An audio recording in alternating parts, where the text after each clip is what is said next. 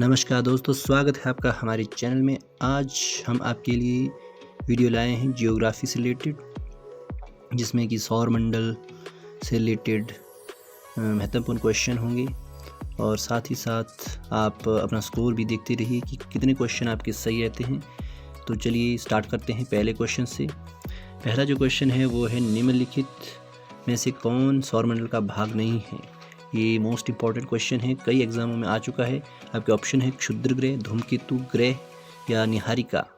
कौन सा सौरमंडल का भाग नहीं है? इसका ऑप्शन नंबर डी बिल्कुल राइट आंसर रहेगा। निहारिका जो है वो सौरमंडल सोलर सिस्टम का पार्ट नहीं है। चलिए नेक्स्ट क्वेश्चन की तरफ चलते हैं। नेक्स्ट क्वेश्चन है आपका, निम्नलिखित में से किनके बीच की औसत दूरी को खगोलीय एकक कहा जाता है? किसके बीच की दूरी को कहा जाता है? आपके ऑप्शन है पृथ्वी तथा सूर्य, अगला ऑप्शन है पृथ्वी तथा चंद्रमा, बृहस्पति तथा सूर्य या प्लूटो तथा सूर्य।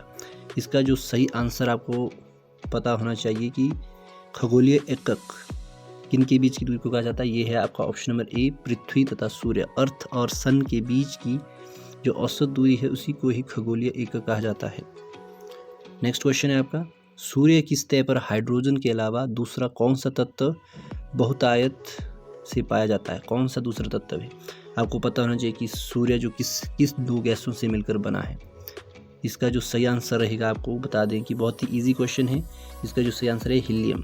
हीलियम और हाइड्रोजन के अनुपात से जो सूर्य है, जो सन है, उसका निर्माण हुआ है। हाइड्रोजन उसमें सबसे अधिक मात्रा में पाई जाने वाली गैस है, तत्व है। अगला क्वेश्चन है आपका, सौरमंडल का कौन सा ग्रह लगभग पृथ्वी जितना बड़ा है? कौन सा ग्रह है जो पृथ्वी जितना बड़ा है? आपके जो ऑप्शन है वो है आपका मरकरी, मार्स, मंगल। सी ऑप्शन है आपका वीनस, शुक्र। डी है आपका प्लूटो या यम। तो ये आपको पता होना चाहिए कि इजी क्वेश्चन है ये भी।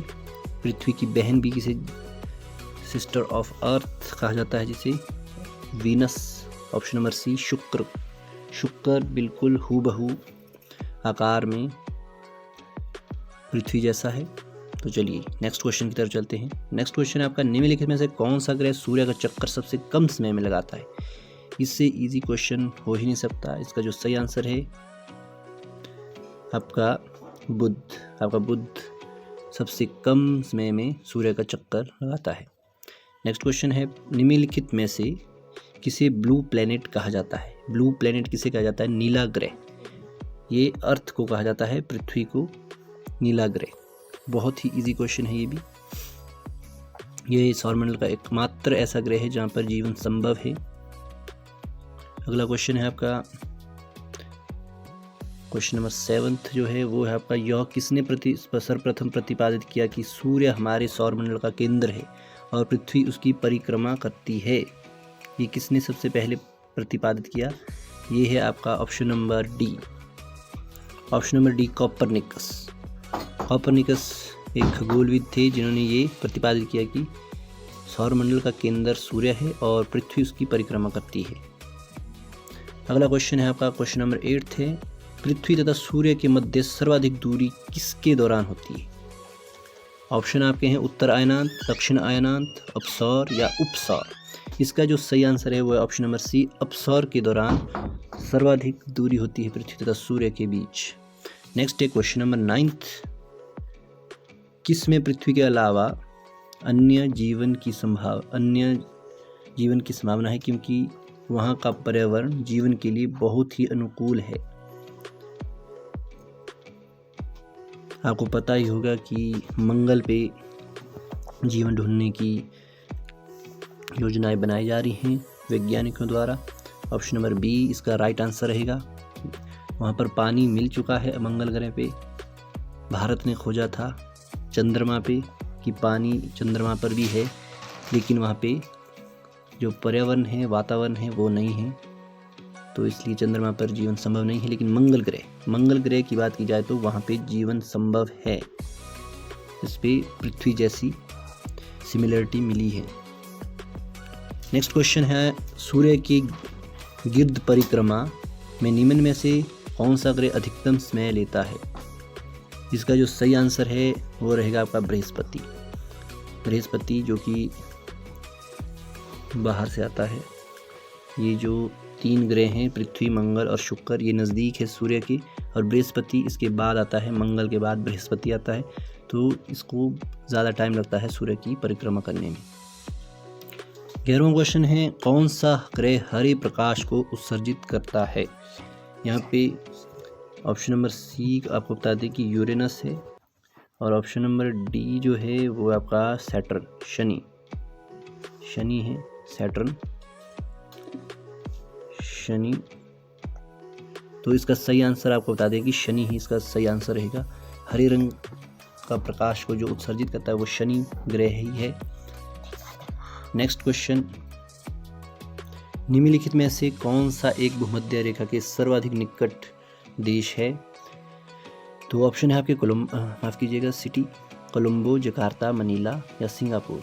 आपको बता दें कि सिंगापुर, ऑप्शन नंबर डी इसका बिल्कुल राइट आंसर रहेगा। भूमध्य जो इक्वेटर है उसके बिल्कुल नज़दीक है सिंगापुर सिटी। ये एक देश भी है और एक सिटी भी है। चलिए नेक्स्ट क्वेश्चन है आपका, भूमध्य रेखा निम्नलिखित में से किस देश से होकर नहीं गुजरती है?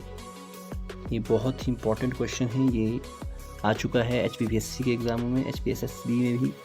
तो इसके ऑप्शन जो है कीनिया, मैक्सिको, इंडोनेशिया, ब्राज़ील। आपको बता दें कि जो इक्वेटर है भूमध्य रेखा ब्राज़ील से होकर भी गुजरती है, इंडोनेशिया से होकर भी और कीनिया से होकर भी। और ये बचा आपका मैक्सिको से होकर नहीं गुजरती है इक्वेटर भूमध्य रेखा।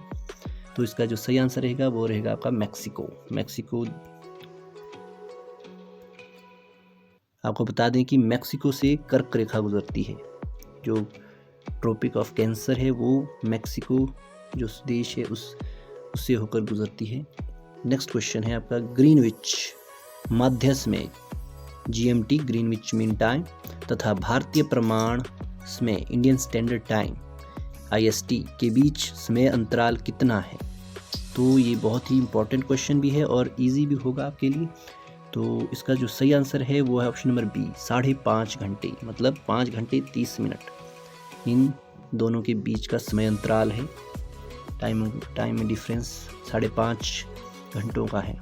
नेक्स्ट क्वेश्चन है आपका, पृथ्वी पर 2 स्थानों की स्थिति के अनुदैर्ध्य का अंतर 15 डिग्री है, स्थानीय समय में कितना का अंतर होगा?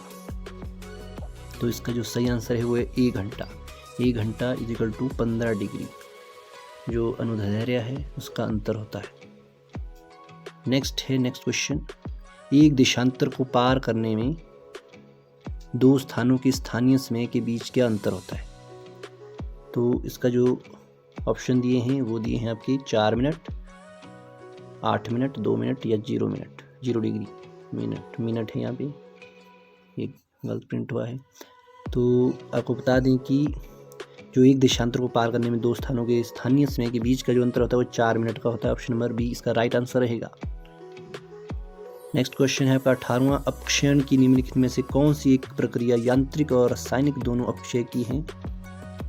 इसका जो सही आंसर रहेगा वो रहेगा ऑप्शन नंबर सी, जल योजन। नेक्स्ट है आपका, निम्नलिखित में से कौन सी अनुमेय प्राकृतिक आपदा है? अनुमेय की बात की जाए तो अनुमेय होता है आपका अचानक, जिसका कोई भविष्यवाणी एग्जैक्ट ना की जा सके, अनप्रडिक्टेबल, जिसका अनुमान ना लगाया जा सके, वो आपका अनुमेय होता है।